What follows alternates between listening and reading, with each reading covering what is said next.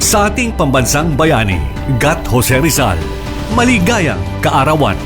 Paggunita mula sa Presidential Broadcast Service at Radyo Pilipinas, Radyo Publiko, 738.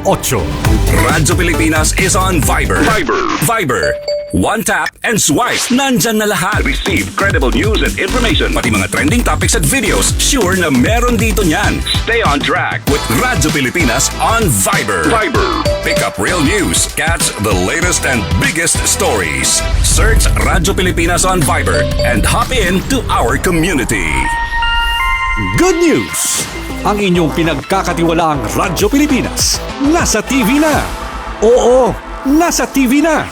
Ang Radyo Pilipinas 738 AM ay live nang mapapanood sa Channel 3 ng ABS-CBN TV Plus at Channels 45 to 49 ng GMA Affordabox. Kaya may access ka na sa balitang totoo anytime, anywhere.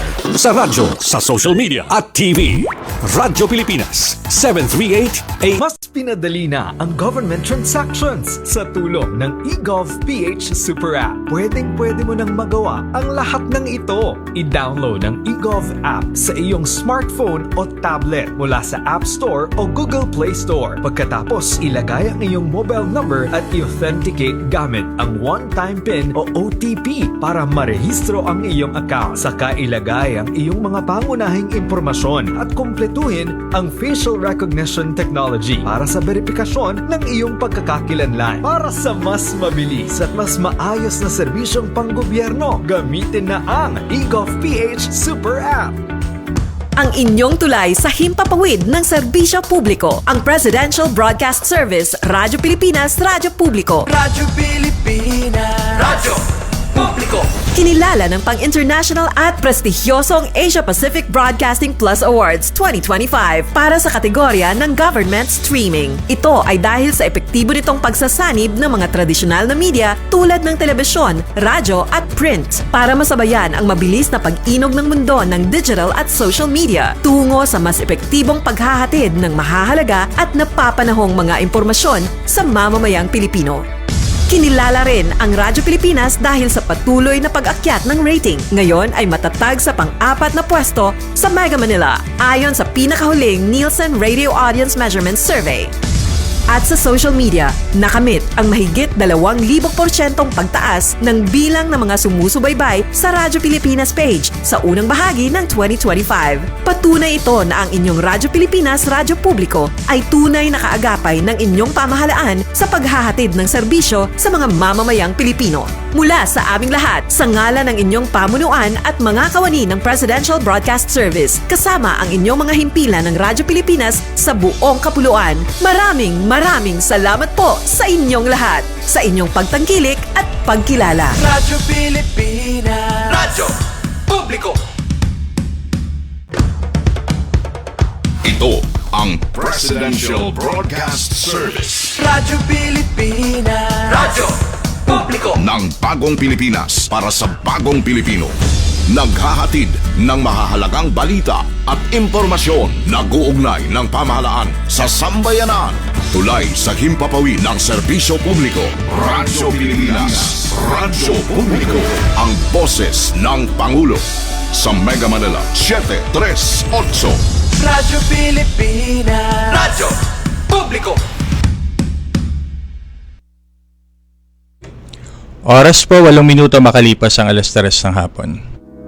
Tahanan ng OFW. Handog ng Department of Migrant Workers at Radyo Pilipinas, Radyo Publiko. Programang maghatid ng impormasyon sa mga polisiya, programa at mga hakbang ng DMW para sa kapakanan ng ating mga OFWs at kanilang pamilya. Tahanan ng OFW. Programang hatid ay agarang serbisyo publiko para sa bagong bayani ng bayan, para sa bagong Pilipinas. Tahanan ng OFW ng Department of Migrant Workers. Dito sa Radyo Pilipinas, Radyo Publiko. Magandang araw po sa inyong lahat, lalo't higit sa ating mga minamahal na mga OFWs at inyong mga pamilya. Mula po sa tahanan ng mga OFWs, ako po ang inyong lingkod, Secretary Hans Leo Kakdak, na nag-iimbita sa inyong lahat na sumubaybay sa ating bagong programa sa Radyo Pilipinas, ang Tahanan ng OFWs. Regular itong masusubaybayan tuwing Huwebes mula alas 3 hanggang alas 4 ng hapon sa Radyo Pilipinas, Radyo Publiko, sa DZRB 738 AM at maging sa Radyo Pilipinas World Service. Ang ating programa ay mapapanood din sa opisyal na Facebook page ng Radyo Pilipinas at ng Department of Migrant Workers. Sama-sama po nating pag-usapan ang mga kwento ng pagsusumikap ng ating mga bagong bayani at alamin ang mga programa at serbisyo na hatid ng DMW sa ating mga OFWs saan mang panig ng mundo. Bukas po ang tahanan ng OFW sa ating lahat. Kaya't halina't tutukan at sama-sama nating ipagmalaki sa mundo ang ating mga bagong bayani sa ating bagong Pilipinas. Maraming salamat po.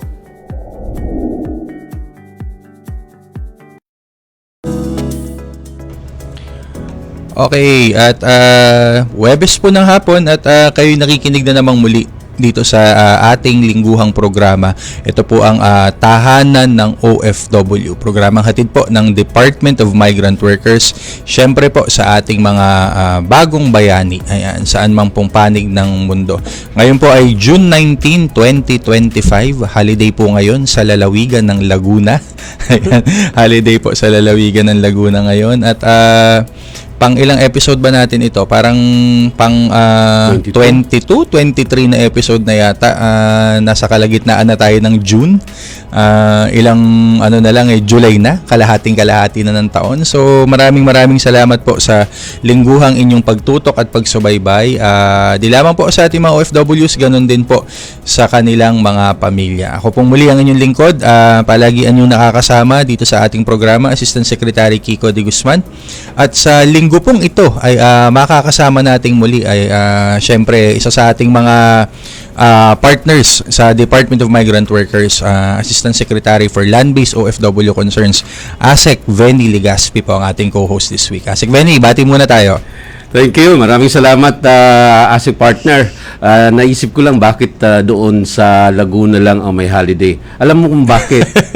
Kasi kaarawan ngayon ni Gat Jose Rizal. Yes, oo. Birthday ng ating dakilang pambansang bayani. Ayan. Last week Independence Day. Ngayon naman birthday ng ating pambansang bayani. Kaya pagbati sa ating mga ka-OFW sa amang panig ng mundo, magandang umaga, hapon, tanghali at gabi. Ayan. At bago po tayo magsimula ay hello po sa ating mga tagapakinig. Live na live po tayo mapapakinggan sa ating mga social media channels. Sa Facebook page po ng Department of Migrant Workers at syempre sa Facebook page po ng Radyo Pilipinas, Radyo Publiko. At mapapanood din po ito maya-maya lamang sa RP World Service para po sa ating mga kababayan naman sa abroad. So 22nd episode, yun nga pala, 22 na po, pan 22 na episode. At nung nakaraan linggo partner, medyo siksik ang ating talakayan at syempre yun nga ay dahil Independence Day yung topic natin last week, yung mga pagbati, hindi lamang dahil OFW show nga ito o program, hindi lang umabot sa ibang bansa. Meron pa kaming greeting last week umabot sa pangkalawakan. Ayan, di ba? Kasama sa mga syempre bumate ang mga taga Philippine Space Agency sa pagdiriwang ng Independence Day. At syempre, kasama rin natin last week si Director Grace, si Attorney Grace syempre na atin namang usap tungkol sa Labor Migration Management Plan. Na aktibo ka rin naman syempre bilang isa sa mga nagtataguyod nito at syempre isang OFW leader din naman nung bago ka nag-join ng department. Ayan, Tama yun, partner. Nabanggit mo yung OFW leader. Actually, ang ating pong panauhin sa araw na ito ay hindi lang OFW leader, advocate, lahat na yata, kasi dating OFW ito sa Riyadh. Nagtataka nga ako, partner, kung yung mga kapanahunan niya, yun yung mga ang tataas ng sweldo ng mga engineer ito pero umuwi ng hindi yan nila anong pagkakabanggit ng mga kapanahunan niya? Parang hindi kayo magkapanahunan di ba? Pero maya-maya lamang yan, syempre makakasama po natin, walang iba po, syempre isang dating OFW leader. Actually, once an OFW leader, always an OFW leader naman. So hanggang sa kasalukuyan, ngayon nga lang mas malawak yung sakop ng advokasya dahil talaga pong isa naman sa mga haligi at isa rin syempre sa mga nagbibigay gabay sa atin sa departamento. So yan po makakasama natin maya-maya lamang. Pero bago po yan, atin po munang pakinggan syempre ang ilang mga balita mula naman po sa ating tahanan. Balita mula sa tahanan. Magandang hapon, narito ang mga pinakamalalaking balita sa DMW nitong nakalipas na linggo. 28 OFWs na naipit sa tensyon sa gitnang silangan, ligtas na nakauwi. Ligtas nang nakauwi sa Pilipinas ang 28 overseas Filipino workers na na-stranded sa Dubai Airport dahil sa tumitinding tensyon sa gitnang silangan makaraang saklolohan ng Department of Migrant Workers at Overseas Workers Welfare Administration. Ang mga OFW ay patungo sana sa Tel Aviv, Israel at Amman, Jordan upang magtrabaho bilang domestic workers. Tinulungan sila ng DMW Migrant Workers Office sa Dubai sa ibinigay na airport assistance at pagkain bago bumiyahe pabalik ng Pilipinas. Sinalubong na Secretary Hans Leo J. Kakdak at Administrator Patricia Yvonne Kaunan sa NAIA Terminal 1 noong June 16 ang unang 18 OFWs at noong June 17 naman ang 10 iba pa. Agad naman silang nabigyan ng tulong pinansyal mula sa DMW Action Fund at tiniyak ang reintegration support sa kanila sa pamamagitan ng skills training, livelihood programs at iba pang serbisyo mula sa National Reintegration Center for OFWs. Balita mula sa tahanan. 14 na OFW sa Israel tinulungan makaraan ng missile strike. Mabilis na nagpaabot ng tulong ang Department of Migrant Workers at Philippine Embassy sa Tel Aviv para sa 14 ng OFWs na naapektuhan ng Iran missile strike sa Rehoboth, Israel. Ang dito ang pagbibigay ng pagkain, pansamantalang matutuluyan at pinansyal na ayuda. Sinabi ni Secretary Hans Leo J. Kakdak na 4 sa mga OFW ang naospital habang patuloy na minomonitor ang kalagayan ng isang critically injured. 8 sa kanila ang pansamantalang inilipat sa ligtas na lugar habang ang iba naman ay nananatili sa kustodiya ng kanilang employer o kaibigan. Tiniyak ng kalihim na patuloy ang pagbabantay sa kaligtasan ng mga OFW at nakahanda rin ang ahensya sa anumang rescue, evacuation at repatriation kung kinakailangan. Balita mula sa tahanan.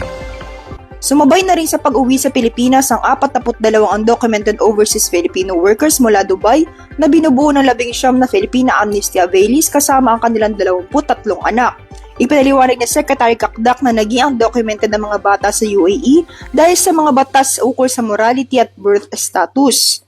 Kasalukuyan naman silang tinutulungan ng pamahalaan sa dokumentasyon kabilang na ang DNA testing. Nabigyan rin ang mga Pilipina ng pinansyal at reintegration assistance tulad ng ibinibigay sa mga stranded na OFWs sa gitnang silangan. Balita mula sa tahanan. At kami ang inyong mga naging tagapagbalita. Ako si Danilo Garcia. At ako naman si Angel Neliasca para sa tahanan ng OFW, Radyo Pilipinas, Radyo Publiko. At yan po, syempre ang ating mga balita itong mga nakaraang linggo. Alam mo partner, medyo syempre sa pag-escalate uli ng tensyon sa Middle East, medyo talagang alertong-alerto. Although lagi namang on regular alert tayo sa departamento, pero heightened syempre. Yes po. Dati kung baga dati 24/7 ang serbisyo, ang ating mga MWO ngayon talagang full force. Kumbaga ang pagkakabanggit na ating MWO sa Israel ay parang lahat ng mga staff, yung from OWA, mga welfare officer, from MWO, and even yung mga local hire ay talagang doon na sila stay in na sila para round the clock talagang mapagsilbihan at makaresponde agad sa ating mga kababayan na naiipit nga ng kaguluhan ngayon sa Israel at syempre ay dyan din sa bandang Iran at sa iba pang bahagi ng Middle East. So kami po ay nananawagan sa mga kababayan natin dyan sa Middle East na kung kayo po ay kasalukuyang may tension po na nararanasan dyan, particular po sa Israel at Iran, kami po ay nananawagan palagi po tayong maging alerto at kung kayo man po ay nangangailangan ng agarang tulong ay makipag-ugnayan lamang po sa ating mga embahada, sa ating mga konsulado at sa mga MWO at sa mga opisina na rin po. Yung mga pamilya po very much welcome. Kung kayo po ay nais nyo rin namang pakibalitaan o kaya po kayo ay may nais din po kayong idulog Kung nahihirapan po siguro na kumontak ang inyong mga kaanak, kayo na po mismo. Bukas po ang aming linya, ang linya po ng DMW at ng OWA. Ang hotline po natin, syempre ang hotline 1348 at bukas po ito 24/7. May mga nakabantay po dyan, kasama na po yung mga bata at mga bataan at mga tauhan po ni Asik Benny. Nakabantay po yan 24/7, handa po kaming tumugon. Pati po sa mga social media channels namin, ready po kaming sumagot. Alam po namin na medyo mahirap yung sitwasyon, marami pong agam-agam, marami pong kaba, pero wag po kayong mag-alala.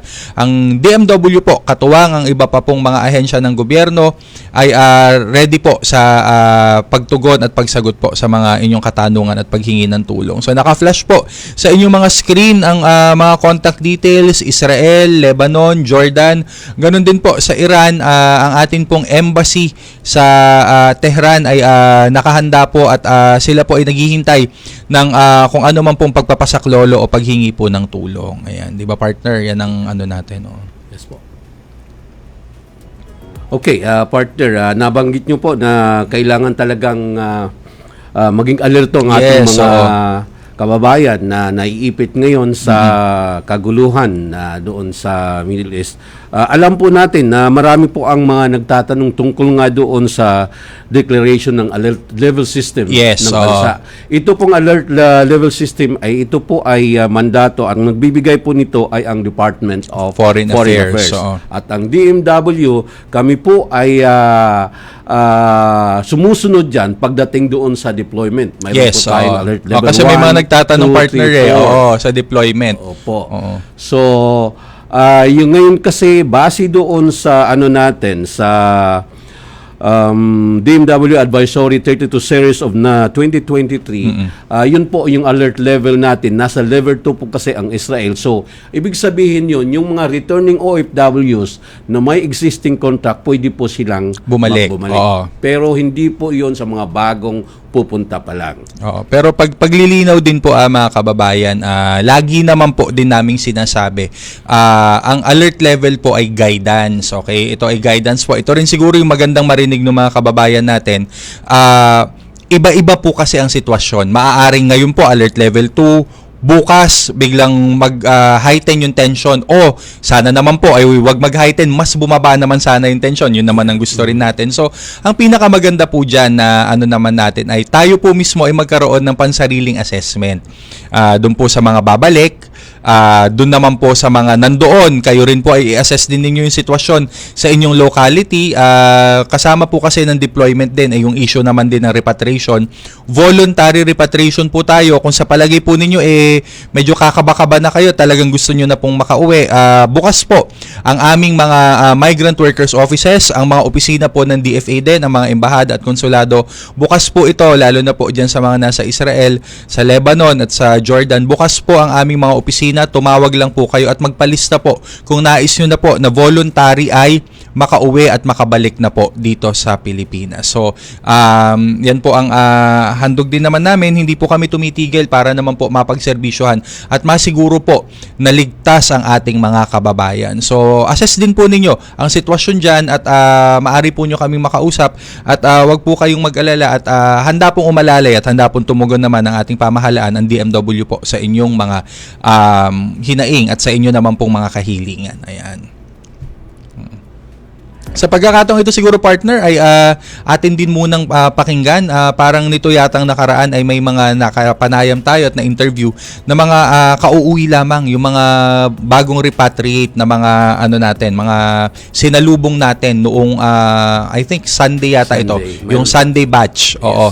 Kasi hindi naman tayo tumigil hindi tayo tumigil ng repatriation. So siguro sa pagkakataon pong ito ay kung ready ba yung video o yung interview ay mapakinggan din po natin ang ating mga kababayan na kauuwi-uwi lamang para magbigay naman ng ilang mensahe.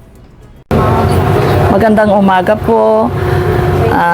Ako po si Veronica Bermudez.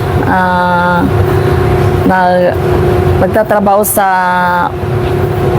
Israel. Pabalik na po sana kami, kaso na-stranded po kami sa Dubai dahil sa gulong nangyayari sa Middle East.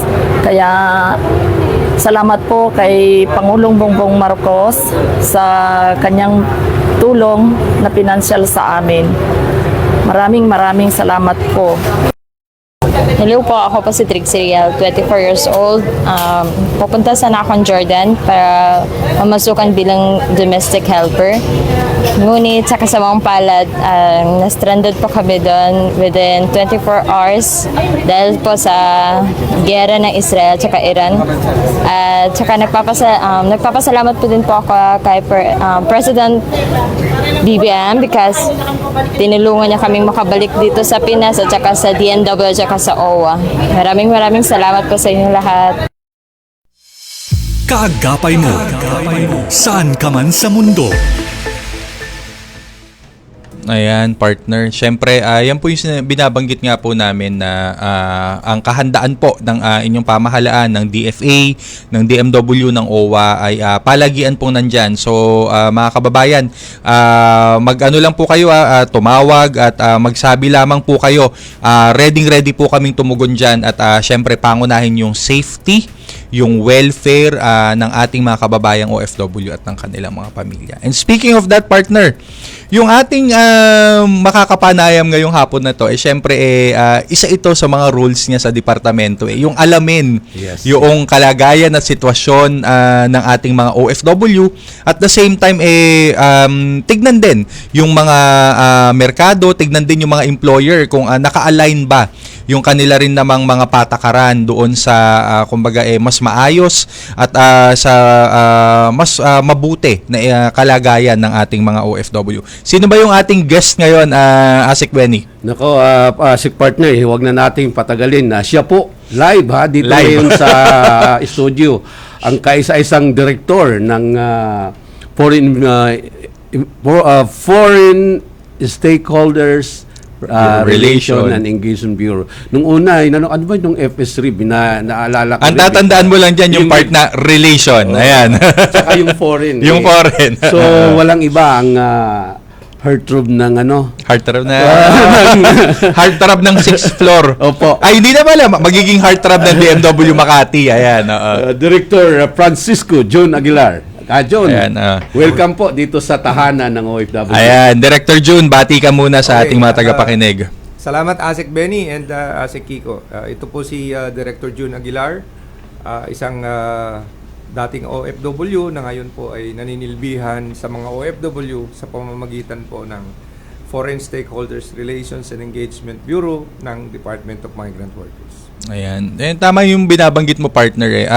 Sa atin po mga kababayan, kung napapansin po ninyo sa ilang buwan na rin po na pagtakbo ng programa, marami po kaming mga nasa mga key leadership position sa department na mga dating OFW. Kaya sabi nga namin 'di ba, tahanan ng OFW, ibig po sabihin hindi lamang po para sa OFW itself, but yun po mismong mga naninilbihan, 'di ba? Yung mga naninilbihan po ay mga dati ring OFW kasi we draw a lot from that experience, 'di ba? Si Asik Benny, for example, 30 years sa Jeddah. Ito namang si Director John, gaano katagal ka sa Riyadh? Maiksi lang, 13 years lang. 13 years. 13 years nung nakaipon, nung okay na dito naman. Isa yan sa mga perfect example ng successful reintegration. Yes, partner. Actually, alam mo naman, pagdating sa reintegration, ito yung isa sa mga tinututukan talaga ng Department of Migrant Workers. Kaya po, nandyan kayo ngayon. Dahil nagtataka nga ako, gaya ng sabi ko kanina, nung mga kapanahon ni Director John, ito yung ang tataas ng sweldo ng mga nandoon sa lalo na Saudi. Engineer ito, Engineer, Pero, alam mo ba, Asik, umuwi dito sa Pilipinas. Kaya gusto kong tanungin, ano ba ang mayroon at nag-decide siya para malaman natin. Kasi hindi darating kagaya ng iba doon na hanggang retirement. Retirement nandoon. So, ibig sabihin, dapat siguro malaman din natin sekreto. Anong kwento. Director, pwede maikwento kung anong sekreto mo, ha? Well, hindi naman siya sekreto, kung hindi, siguro, among a few na ako yung pag-alis ko, meron akong itinakdang panahon ng pagbabalik. Noong 1985, when I left home, pinangako ko sarili ko na before I turn 40, I have to be back. I have to be back. And true enough, I came home a few months before I turned 40. Ayoko magbilang. Pero binanggit niya yung base year. Pero Director June, you joining the department, of course, you bring with you a wealth of experience and of course the leadership roles you've handled in the Middle East. Paano ba yung role mo ngayon dito sa FSREB kung tawagin natin, di ba? Sa FSREB kung tawagin natin at siguro in a way ma-introduce na rin sa atin ano yung Foreign Stakeholders Relations and Engagement Bureau na pinangungunahan mo ngayon. Salamat Ase Kiko. Ang Foreign Stakeholders Relations and Engagement Bureau ay isang sangay ng pamahalaan dito sa Department of Migrant Workers na kung saan ito yung nagsisilbing sounding board ng departamento doon sa mga stakeholders ng migration. Ibig sabihin ng foreign stakeholders, ito yung mga foreign employers, yung mga workers like OFWs, these are primary stakeholders, yung mga counterpart nating regulators na nagre-regulate at affects the life of the stakeholders there. Even the families left behind are stakeholders. So, sa pamamagitan ng Bureau ay we establish the relations with them to all stakeholders and engage them. Yes. By the name itself, para makuha natin kung ano ba yung saloobin nila, ano yung pangangailangan nila, ma-employer man yan, ma-trabahador man yan, para makatulong sa pagka-craft noong ating mga pulisiya na ginagawa para sa departamento. Dahil sabi nga ni Secretary Hans, whenever there is a possibility na konsultahin yung mga taong naapektuhan because these are the people that we want to serve the most. Yan. Kasi 'di ba partner kung mapapansin natin parang regular yan minsan nga wala sa schedule tapos biglang magme-message si Sec Hans, sabi niya may bakante yung hapon, may meeting na hindi natuloy, biglang magme-message yung OSEC, sabihin mag-zoom daw po with OFW leaders sa ganitong bansa. Pinire-ready na nila Director June. Usually, yun yung binabanggit, nire-ready na nila Director June. Inaasikaso na, ASEC, mag-join ka daw, ito yung Zoom link kasi makakausap yung mga OFW sa ganitong bansa. I think that's very important na function natin, Director June. Yes, ASEC. And ito yung mga bagay na palagay ko na appreciate din ng mga stakeholders, particularly the OFWs. Kasi whether it's a roundtable discussion, whether it's a focus group discussion, or even during Friendship Week, we see to it na we talk to them live, real time.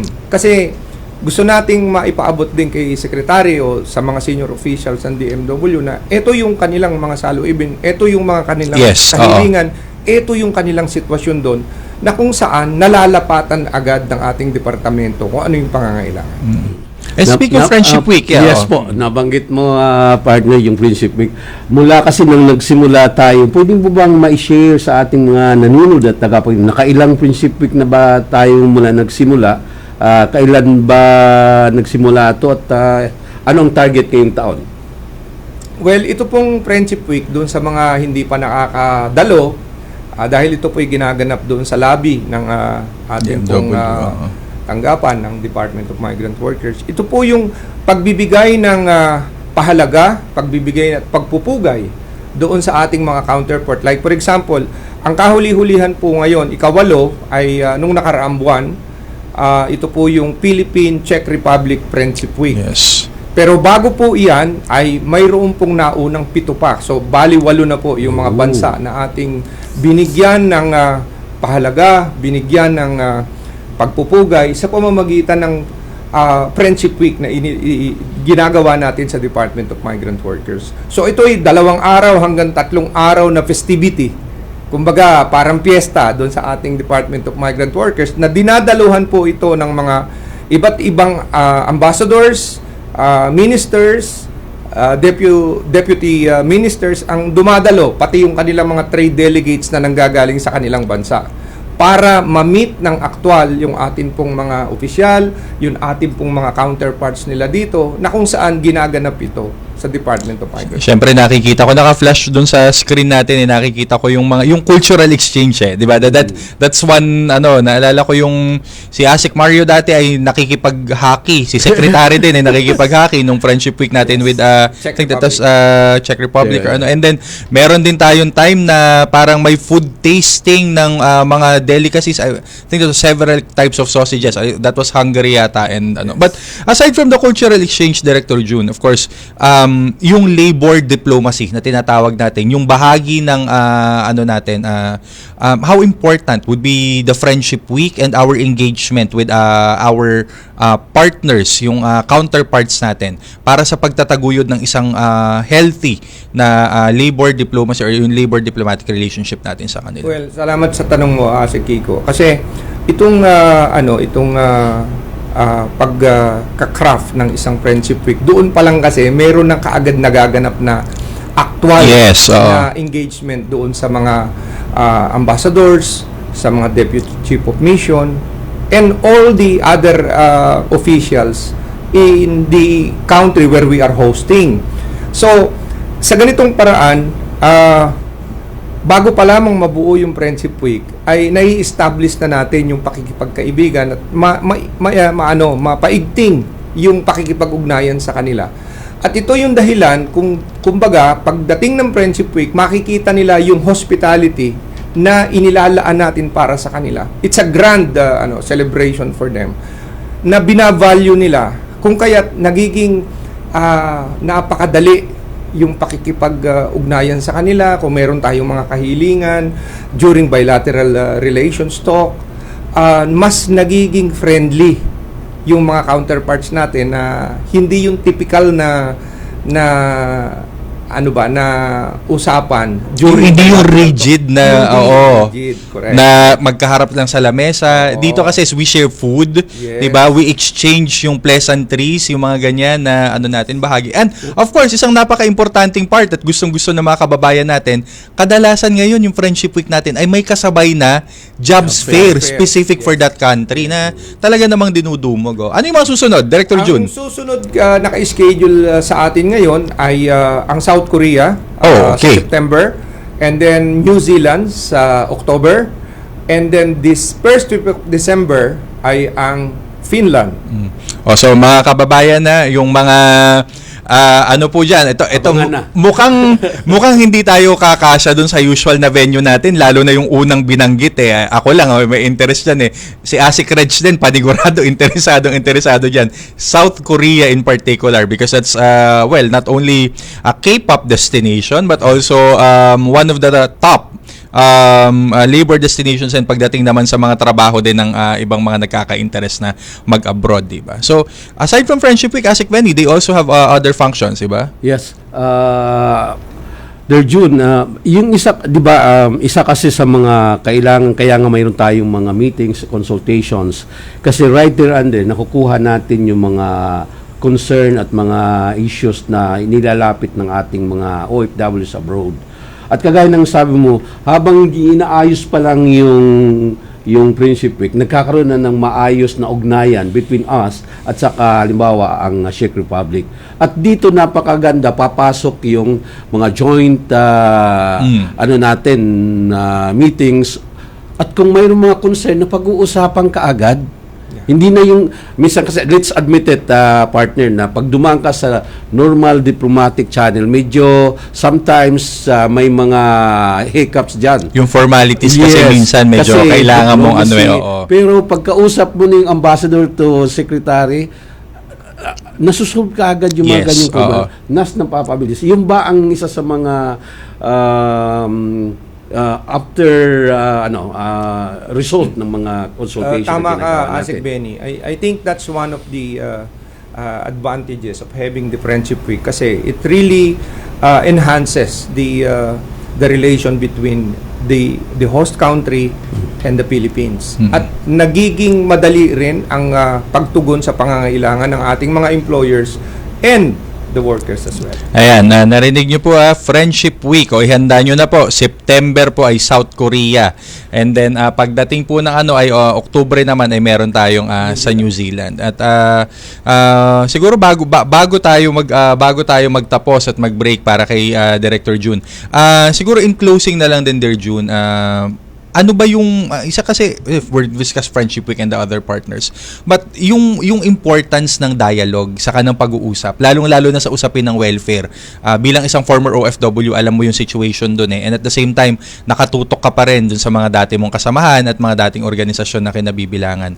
Yung importance ng regular na mga pagpupulong at pag-uusap-usap doon sa trabaho natin when it comes to welfare, especially in a situation like this, na very volatile yung pinagdadaanan natin sa Middle East.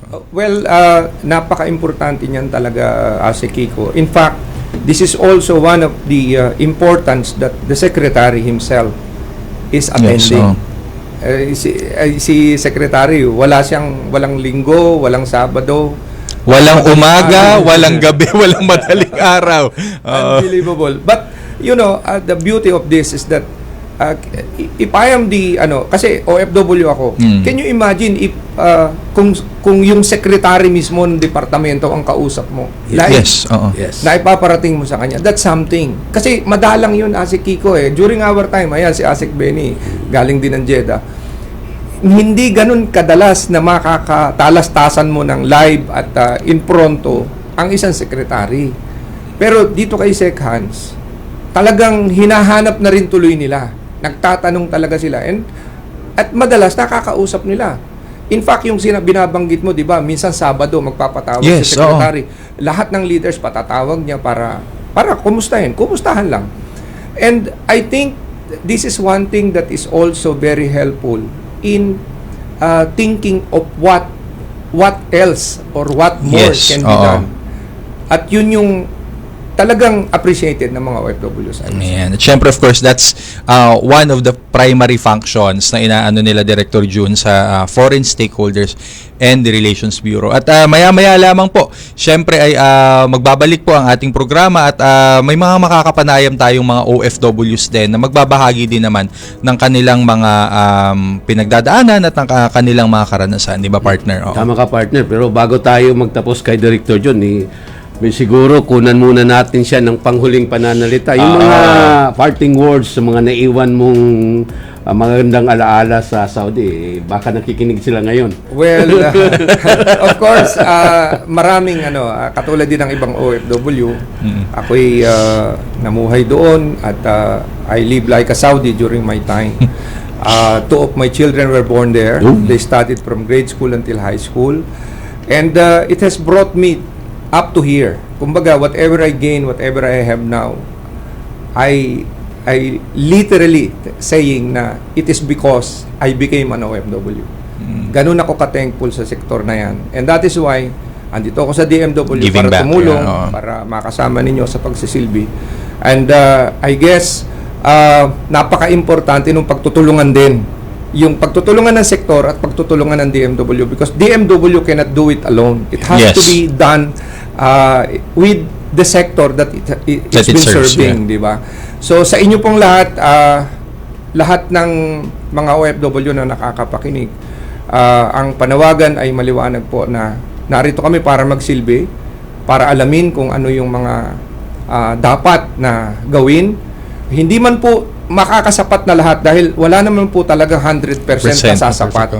But the full force, the men and women headed by Secretary Hans is doing their best, giving our best shot kung paano po namin matutugunan yung inyong mga ipinaabot sa amin. Ayan. Siyempre, that's Director June Aguilar po of the Foreign Stakeholders Relations and Engagement Bureau.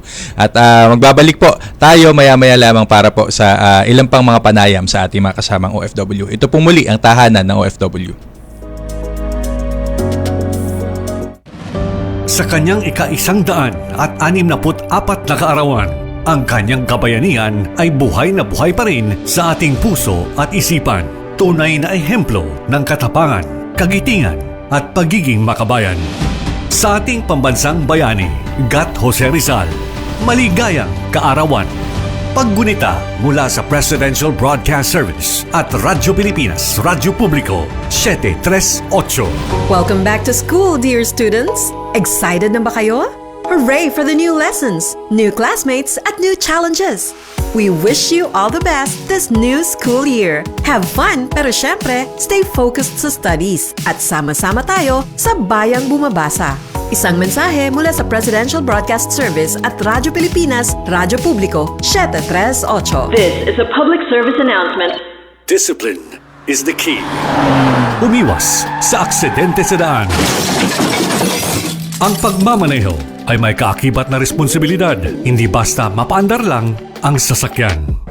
Kilatisin ang sarili, ang kahandaan sa manibela, siguruhing inyong konsentrasyon ay hindi magagambala. Importante rin na ating laging isipin, init ng ulo ay huwag pairalin, bagkus kaligtasan ng lahat ang siyang dapat unahin. Isang mahalagang paalala mula sa Presidential Broadcast Service at Radyo Pilipinas, Radyo Publiko, 738. This is a public service announcement. Public service announcement. From PBS, Presidential Broadcast Service at Radyo Pilipinas, Radyo Publiko, 738. Para sa bagong bayani ng bayan, tahanan ng OFW para sa bagong Pilipinas. Kalinga at aksyon para sa mga at muli po bagong nagbabalik ang bayani. tahanan ng OFW. Ayan, magandang hapon pong muli at we're back. At sa pagkakataon pong ito ay atin naman pong bibigyang daan ang bahagi ng ating programa bilang pagtugon po, kalinga at aksyon para po sa ating mga bagong bayani. Ayan, ang ano naman po natin. So, partner, baka pwede mong ma-introduce ang ating mga guest sa hapon na ito? Yes po, partner. Thank you.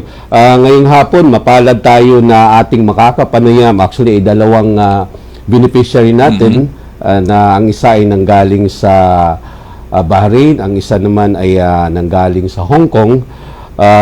Si Miss Maria Ruby Bruselas, siya po ay galing ng Bahrain, at saka si Miss Bebelin Suyo Baruan. Miss Ruby, pwede mo bang ipakilala yung sarili? Introduce mo, nakailang taon po kayo doon sa Bahrain?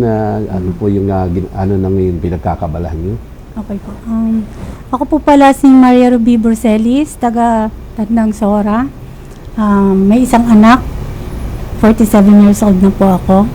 Umuwi po ako galing ng Bahrain last December 2023. Bali, nagsa-sideline lang po. Yung ginagawa ko po ngayon pang hanap buhay, yung magmamanicure, pedicure. Kaso nga po, pagka inano po ako ng sakit ko, kasi patuloy pa rin po akong nagagamot hanggang ngayon. Partner, si Miss Ruby actually isa sa mga beneficiary natin sa Action Fund at saka sa livelihood. Pero sa ngayon kasi mayroon siyang dinaramdam, so continuous naman yung ating support sa kanya. At aside from that, nakakuha po tayo ng mayroon po tayong endorsement para sa kanya sa Department of Health na ibibigay natin para makatulong doon sa pagsusustain ng paggagamot. Yun po. Ngayon po, ano pa yung maliban doon sa continuous na natin paggagamot? Ano po yung mga pinagkakaabalahan ngayon? Wala pong trabaho ngayon. Yun nga lang po, patuloy na nagpapagamot. Yung malapit po kung saan pwede po ako makakuha ng guarantee letter kasi po yung mga gamot po na nire-reseta sobrang mahal po, so hindi po kaya kasi wala nga po akong hanap buhay. Maasa lang sa anak na hindi naman po sapat yung kinikita po ng anak ko. Ma'am, sabi mo manicure, pedicure. Opo. Na ano. Ma'am, pag ipa-contact ka namin para at least kung may interest ka doon, pwede po nating i-avail yung programa ng TESDA para at least magka-NC2 ka para pwede mo siyang i-practice. At may mga kumukuha na rin kasi sa atin ngayon, partner, of recent, parang ito nga sa Sunday, meron tayong isang OFW Association sa Malabon na grupo ng mga ang tawag nga nila is OFW Wellness Association. Sabi ko, Wellness Association talaga yung pangalan. At yun daw talaga, dahil ang services nila includes manicure, pedicure, foot spa, tapos may basic reflexology din. So, all around po ako, sir. ayan, yun ma'am. Sige ma'am, matutulungan ka namin dyan. Matutulungan ka ng TESDA sa pamamagitan ni DG Kiko Benitez para at least ma'am, magkaroon tayo ng sapat na training at the same time ng certification at nang masimulan din naman natin. Kumbaga kahit papano yung interest mo dyan, makultivate at nang sa ganun ay mapagkakitaan, di ba? Ayan. Opo. Si partner, si Miss Ruby ay nakatanggap po siya ng Action Fund na 75,000 plus yung livelihood program for Sa offices BPBH, reintegration na 10,000. Pero hindi pa rin natin Bibitawan, syempre. Ganun naman tayo sa departamento. Last time, invite po kayo ng natin sa DMW, di ba? Sa Makati po. Makati, yung mayroon Kamustahan tayong po, no? Kumustahan. kumustahan. How about si Ma'am ano naman? Si Ma'am Babylin ba ito? Si Ma'am Babylin, no? Si Ma'am Babylin, oo. Opo. Ma'am Babylin, nakwento niyo po kanina na galing po kayo ng Hong Kong. Nakailang taon po ba kayo doon? Pwede pong maikwento? Bali, naka-11 years po ako sa Hong Kong sa isang amo. Yung microphone. Lapit po kayo. So, 11 years sa isang amo. Mukhang maganda ang naging sitwasyon. Hindi po ba nakapagkaasawa kayo doon sa Hong Kong? Diyos ko po. Hindi na po kailangan yun. Naka-11 years naman po ako sa amo ko. Wala naman ako masasabi sa amo ko kasi mabait sila. At saka tatatlo lang naman sila. Kaya nagkaroon lang problema, lang sila, na-lay off lang sa trabaho, silang dalawang mag-asawa. Kaya nila ako binitawan. Okay. Kailan ka ma'am umuwi? Kailan Last ka year napauwi? po, July. Partner, hindi nga niya natapos yung Kontrata, niya. oo. So, mayroon po siyang matatanggap ngayon sa Action Fund ng 50,000 para sa pagsisimula niya. So partner, ibibigay po natin ngayon! Ngayon na. Oo. Akala ko ipoproseso pa eh. Ngayon na. Ngayon na. Natin, Parang minsan masarap kang co-host eh. Parang on the spot pag co-host ka, biglang ngayon na eh. Pag kami ni Director Charles ang magkasama dito ma'am, next week po sa opisina, ready na po yung. Parang yun lang ang kaya namin. Hindi, gagawin natin. Pag ikaw dito na talaga. Iba ka talaga, partner. Ito po ay galing po sa ating Pangulo, PBBM, at of course sa Department of Migrant Workers, Secretary Hans Leo Pagda, through the Action Fund. Tulong po para makapagsimula, hindi natapos yung kontrata. At malay mo, kung anong masimula, hindi ka nababalik ulit sa Hong Kong. Maraming salamat po kay Presidente Bongbong Marcos at saka sa DMW, sa lahat ng bumubuo ng team. Salamat po. Maraming salamat. Ayan. At syempre ma'am, Director June, pwede rin makiabot kay Ma'am Ruby. Ito po ay endorsement natin saka kasi continuous po natin yung sinusustain yung kanyang medical foundation. But again, dahil nga magaling din siya doon, mayroon siyang hindi po namin kayo bibitawan doon sa mahilig po kayo sa parlor, di ba? Manicure, pedicure. Magsusuportahan din namin. Ayan, syempre. So, malaki pong pasasalamat natin. Ma'am? Sige. May mensahe po kayo, ma'am? Sige po. Maraming salamat po sa pag-imbita dito at sa DMW, napakalaking tulong po. At sana nga po patuloy pang matulungan. Hindi lang kami na nandito, lahat po ng mga OFW. Yes po. Nangangailangan ng tulong po.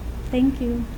Thank you. Ayan. At syempre po ay amin pong na-appreciate din syempre yung inyo pong hindi rin pagbitaw naman at palagian pong support. At asahan nyo syempre yung department ang tahanan po ng OFW ay laging nakaalalay at yan po ang kautusan syempre ng ating mahal na Pangulo na huwag pabayaan ng ating mga OFW at kanilang mga pamilya. So, kapit po tayo at sama-sama tayo syempreng lalaban at sama-sama po tayo na magtataguyod muli ng inyong kabuhayan dito sa ating bansa. Ano po? Ayan. At mga kababayan, kapapasok lamang po, may kalalabas po kasing advisory ang Department of Migrant Workers. Kaugnay pa rin po ito ng atin pong ng nagaganap po na sitwasyon sa Middle East. So, isang pagpapaalala lamang po. Ito po ay para sa hindi lamang po para sa ating mga kababayan na nakadeploy na, mas napakahalaga din po nito doon sa mga nagbabalak pa lang. Ito yung binabanggit ko kanina, partner, na kung kayo po ay papunta doon, pabalik, o kaya po kayo ay bagong hire at pupunta po doon, medyo inyo rin pong personal na i-assess ang sitwasyon ng kalagayan din ng bansang inyong babalikan o bansang pupuntahan. Particular na po sa Iran, Israel, Jordan at Lebanon. Paalala po ito sa ating mga deploying PRAs din po dun sa mga bansa na allowed pa ang new deployment, o dun naman po sa mga nakapag-deploy na heightened po sana at karagdagang pagmumonitor at karagdagan na pag-check po, welfare check sa ating mga kababayan. Yan po ang aming ipinapaalala. At the same time po ay yung kaakibat na assessment sa pagde-deploy po ng ating mga OFW at pagpapanatili po ng ating mga OFW sa bansa na yon. So muli po, ang department po, pinapaalala po namin, voluntary repatriation efforts, tuloy-tuloy po ito magmula pa po 2023 sa mga bansa pong nabanggit, particular po sa Israel since 2023. Partner, wag na wag po ninyong kalilimutan at kakaligtaan lamang na makipag-ugnayan po sa aming mga opisina sa MWO po sa Israel, Jordan, Lebanon at Iran, sa mga embassy at mga konsulado po, para po kayo po ay agad na masaklolohan at matulungan, di ba, partner? Yes, partner, parang napakabilis yata ng oras. Pero bago matapos, gusto ko munang pasalamatan ang ating direktor ng FSRAVE, Director June Aguilar, at ng ating dalawang bisita sa araw na ito. Sana'y pagpalain kayo at maging maayos pang darating ng mga araw at buwan at taon. Ayan. Partner? At syempre po sa atin pong mga kababayan, palagian pong pag-iingat, mga kababayan nating OFW, di lamang po sa Middle East, bagkos sa iba pa pong panig ng mundo, kasama na rin po ang kanilang mga pamilya. At kami po muli sa Department of Migrant Workers ay palagian lamang po naman na inyo naman pong makontak sa aming mga social media channels at sa aming pa pong ibang mga hotline at iba pa pong mga numero. So muli po, ito po muli si Assistant Secretary Kiko de Guzman po ng National Reintegration Center for OFWs. Kasama ko po ngayong hapon Asik Benny po ng Land-Based OFW Concern. At ito pong muli ang inyong paboritong kasama tuwing Webes po ng hapon, 3 p.m. hanggang 4 p.m. ang tahanan ng OFW. Live na live po dito sa Radyo Pilipinas, Radyo Publiko.